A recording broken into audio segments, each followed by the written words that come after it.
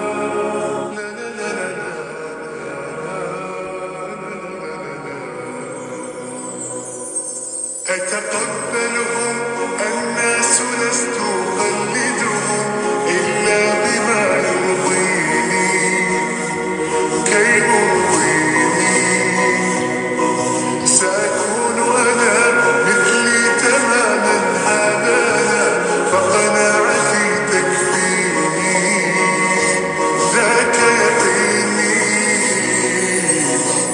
لا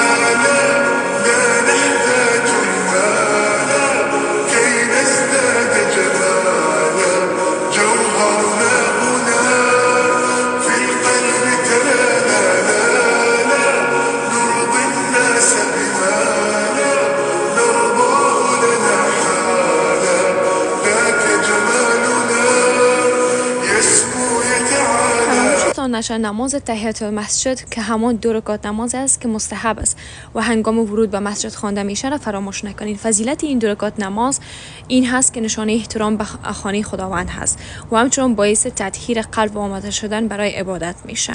در روایت آمده که هرگاه کسی وارد مسجد شود و قبل از نشستن 2 رکعت نماز بخواند فرشتگان برای او دعا میکنند و در آن لحظه رحمت خدا شامل حالش میشود.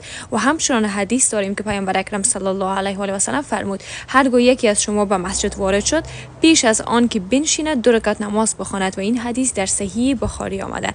بنابراین با این 2 رکعت نماز هم احترام مسجد را به جا می‌آوریم و هم باعث افزایش ثواب و کسب رحمت الهی می‌شویم. پس این سنت رسول الله صلی الله علیه و سلم را فراموش نکنید.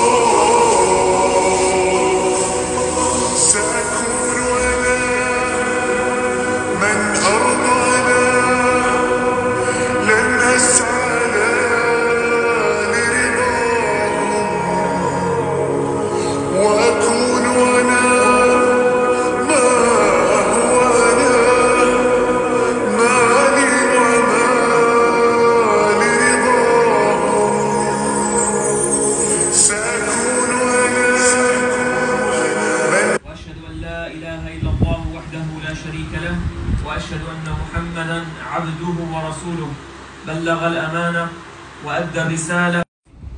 فيقول القرطبي رحمه الله أن في هذه الآية دلالة على أن نبوة النبي الصنعاني اقتربوا في الكرام حتى نصل إلى الإمام الصنعاني رحمه الله كلهم تكلموا على هذه النقطة. وفي الأزمنة المعاصرة please come closer في هذا الأمر في هذا اليوم لأنه ربما كثير منكم وصله في البريد أو وصله في بريده أو في بيته أو مكانه ورقة فيها دعوة. این کتاب زیبا و ارزشمند را که شما به تصویر میبینین یکی از بهترین کتاب‌ها برای بخصوص برای خواهران گرامی است. امهات المؤمنین زوجات رسول الله صلی الله علیه و آله و سلم هست. البته این جلدش جلد عربی هست و کتاب اصلی هست که الشیخ محمود المصری این را نوشته کردن و به زبان عربی است. خواهرانی که زبان عربی را بلدیت ندارین، شما میتونین که این کتاب به زبان‌های دیگه هم ترجمه شده، میتونین که به شکل PDF شما به دست بیارین و مطالعه داشته باشین. از اول تا آخر تمام معلومات در مورد تمام ازواج زوجات رسول الله صلی الله علیه و سلم را شما میتونین در این کتاب پیدا بکنین. تمام معلوماتی که شما دوست دارین میتونین در این کتاب پیدا بکنین و بسیار زیاد خوب است برای خواهران مسلمه که دوست دارن معلومات پیدا بکنن در مورد زوجات رسول الله صلی الله علیه و سلم. اگر دوست داشتین این کتاب حتما مطالعه بکنین. مطمئن هستم که خیلی دلچسب و خیلی آموزنده برای هر یکی از ما خواهران مسلمان خواهد بود و همچنان برای برادران هم توصیه میشه، یعنی برادران گرامی هم میتونن این کتاب را به شکل PDF اگر خود کتاب را نمیتونن به دست بیارن، شکل PDF را هم میتونین به دست بیارین و مطالعه داشته باشین، معلوماتتان زیاد میشه. و این هم بود از ولاگ امروز. امیدوار هستم که خوشتان آمده باشه و هیچ وقت از یاد الله سبحانه و تعالی دور نباشین. هر جای زندگی میکنین خوش و آرام باشین و